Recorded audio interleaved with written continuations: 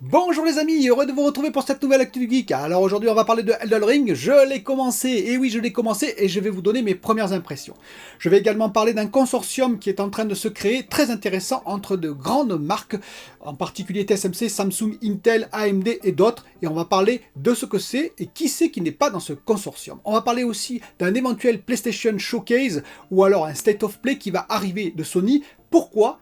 Et qu'est-ce qu'il y aura peut-être dedans? On va parler de xCloud un tout petit peu, une nouveauté dans le xCloud, et on va parler de Forspoken.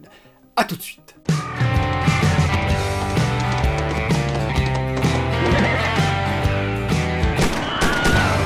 Alors avant de commencer, comme je le dis si souvent, n'hésitez pas à vous abonner, ça aide la chaîne à grandir. Alors tout de suite, on va parler du xCloud. xCloud, nouveauté dessus, visiblement en juin, en tout cas cet été.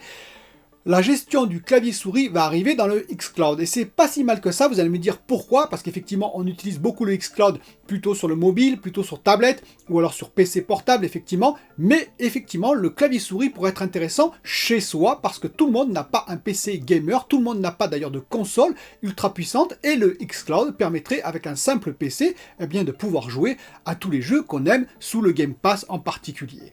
Donc ça devrait arriver peut-être cet été, en tout cas Microsoft, Xbox travaille dessus, et ce sera plutôt une bonne nouvelle, la gestion du clavier souris.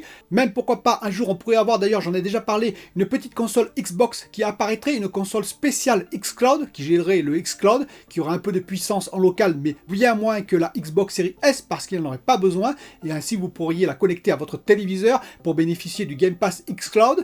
On pourrait aussi avoir un jour dans les téléviseurs, comme c'est le cas actuellement, la gestion de Stadia et de GeForce Now, vous savez, de Nvidia, et bien on pourra avoir la gestion un jour du xCloud. On verra comment va évoluer le service xCloud de Xbox, Microsoft, mais je suis sûr que c'est dans les top priorités de Microsoft. Forspoken, on savait qu'il était retardé, mais maintenant on a une date, le 11 octobre 2022, c'est-à-dire qu'il est retardé de plusieurs mois. Et je me pose des questions, pourquoi? Parce qu'effectivement, certains disent c'est pour améliorer ce monde ouvert qui serait un peu trop vide, surtout face aux récentes sorties comme Horizon Forbidden West, qui est juste terrible de ce côté-là, ou bien entendu Elden Ring dont je vais parler après.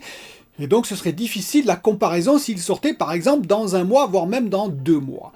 Oui, peut-être, mais je ne pense pas que ce soit ça, parce que ce serait difficile en 6 mois de combler un trou aussi béant, à moins que, bien entendu, ils aient écouté les premières remarques qui datent d'1 an maintenant, et qu'ils aient dit « Ok, peut-être que notre monde est trop vide, et qu'on va travailler tout de suite dessus », et qu'effectivement, ils aient pris du retard sur le développement de ce côté-là. Ça peut être aussi tout simplement d'éviter la comparaison, et oui, la comparaison avec les jeux qui sont arrivés maintenant. Les grands jeux comme Horizon Forbidden West, je le répète, comme Dying Light 2, ou encore, bien entendu, comme Elden Ring.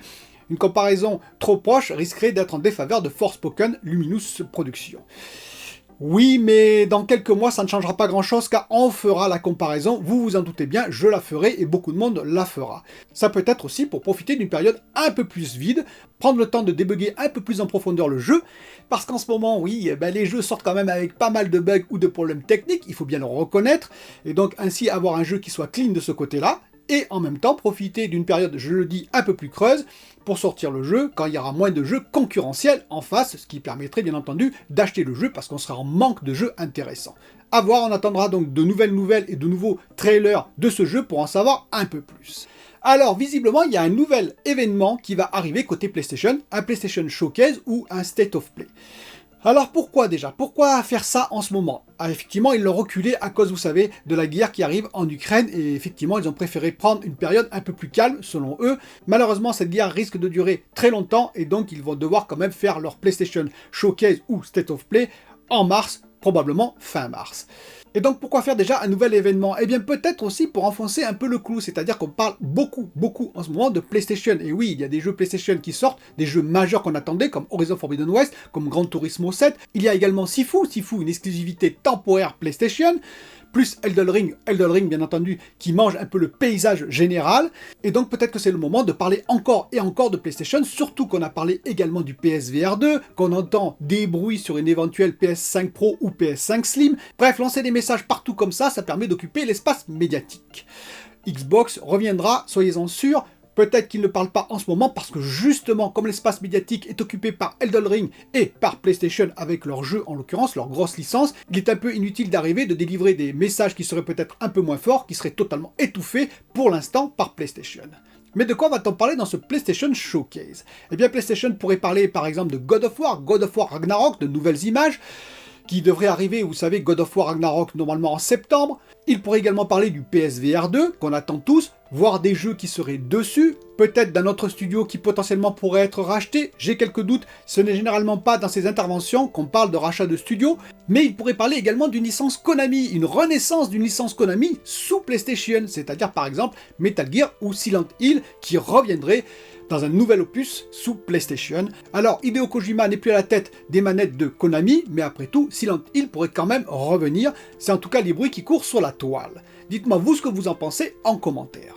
Alors, quel est ce mystérieux consortium, ce mystérieux standard qui a réuni plusieurs grands noms de l'électronique? Intel, AMD, ARM, Google, Meta, TSMC, Samsung, Qualcomm et j'en passe. Une dizaine de noms qui vont se regrouper autour d'un standard de quoi? D'interconnexion, l'équivalent si vous préférez du MCM, multi-chip module, c'est-à-dire sous un même boîtier mettre plusieurs puces en parallèle qui vont travailler ensemble et qui permettent bien entendu en termes de process de silicium, de process de puces chez TSMC et Samsung en l'occurrence, de faire des puces plus petites, les assembler ensemble et avoir une plus grande puissance avec des puces plus petites réunies ensemble, le MCM, le multi-chip module de AMD par exemple. Donc le consortium s'appelle UCIe, Universal Chiplet Interconnect Express, ça permet de connecter des puces entre elles de différentes natures dans un même boîtier, soit en 2D, 2D et demi, comme on appelle le D2D, soit en 3D, c'est-à-dire carrément empiler des puces l'une sur l'autre, et même d'obtenir un standard côté logiciel, c'est-à-dire la gestion entre ces puces. Par exemple, l'Infinity Fabric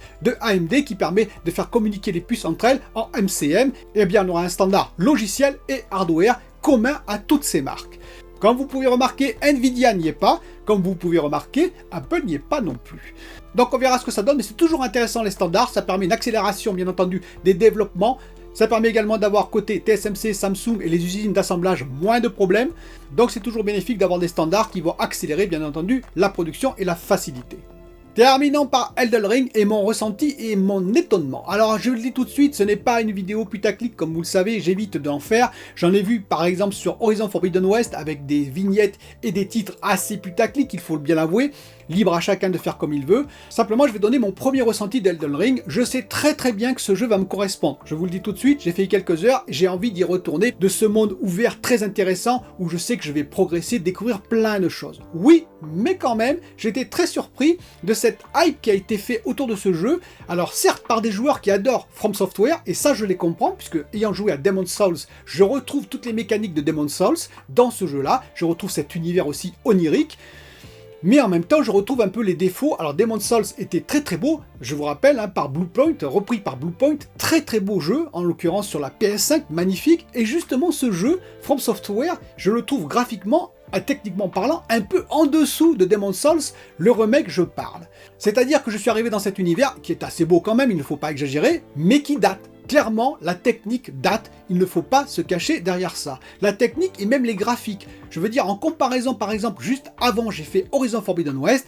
eh bien effectivement, tout ce qui est, je parle bien graphique, je parle pas du fond du jeu, graphique et technique, quand même ça en jette plus côté Horizon Forbidden West que côté Elden Ring. Elden Ring, ce n'est pas là sa force, je le sais bien entendu, mais j'aurais quand même aimé peut-être une amélioration un peu du moteur de jeu qui est là pour le coup, on le voit, ça date vraiment. Ce n'est pas du next-gen de ce côté-là, loin de là.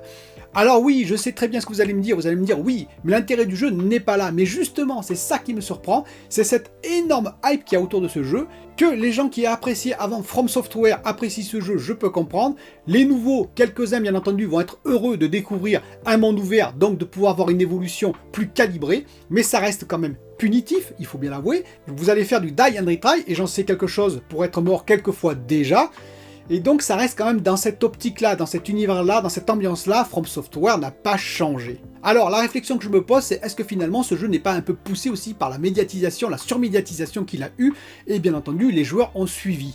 Est-ce que les joueurs qui sont actuellement dans le jeu et qui sont très heureux, d'ici 10, 20, 30, 40 heures, ne seront peut-être pas un peu plus déçus? C'est la question que je me pose. Je sais moi à quoi m'attendre, ayant joué, je vous répète, à Demon's Souls et étant allé jusqu'au bout. Est-ce que tout le monde s'attend à ça? Pas certain. Bien entendu, aucun jugement sur le fond du jeu, sur la qualité onirique du jeu, sur tout ce qui va être, bien entendu, les interactions qui manquent cruellement dans Horizon Forbidden West, c'est-à-dire les interactions qui vont permettre de faire évoluer le jeu différemment. Je sais que ça existe dans ce jeu et c'est super, c'est ce que j'attendais. Ce monde ouvert est aussi bien plus intéressant pour moi que même Demon's Souls, où effectivement c'était plutôt couloir, et donc vous deviez vous battre. Le premier tiers du jeu a été très difficile pour moi, le deuxième tiers plus facile, et le troisième tiers, j'ai plutôt roulé sur les ennemis, à part 2 ou 3 boss. Là ça va être pareil bien entendu, sauf que la progression va être facilitée par le monde ouvert, et puis c'est toujours intéressant effectivement d'explorer des lieux que vous ne connaissez pas. La carte effectivement est très bienvenue puisqu'on n'a aucune indication, et finalement c'est assez plaisant, je le reconnais volontiers. Donc le fond du jeu, oui il est là, From Software a frappé fort. Oui, mais du côté de la technique, du côté même du graphisme, alors peut-être qu'il y a des lieux plus loin, je n'en doute pas, qui seront magnifiques, mais tout de même, tout ça, ça date un peu. Il serait temps pour From Software de changer quand même de moteur de jeu. Ça permettrait d'avoir un jeu juste sublime. Imaginez par exemple la technique de Guerrilla Games, Horizon Forbidden West. Alors attention, je sais qu'il y a des limitations, comme l'escalade, avec ces barres qui sont marquées, effectivement c'est assez étrange, c'est très dirigiste en fait. Mais imaginez un monde totalement ouvert en qualité graphique et technique, comme Guerrilla Games a proposé avec Horizon Forbidden West, avec ce Elden Ring, côté fond, côté liberté de choix, côté interaction bien entendu, eh bien ça donnerait un jeu juste magnifique, un jeu topissime. Donc je vais continuer, rassurez-vous bien entendu, parce que je vous répète, je suis hypé par ce jeu, j'ai envie d'y retourner, je vais continuer dans ce jeu, et je vous donnerai bien entendu mon avis au fil et à mesure que j'avance dans ce jeu. Je vous dis à très bientôt pour une nouvelle vidéo.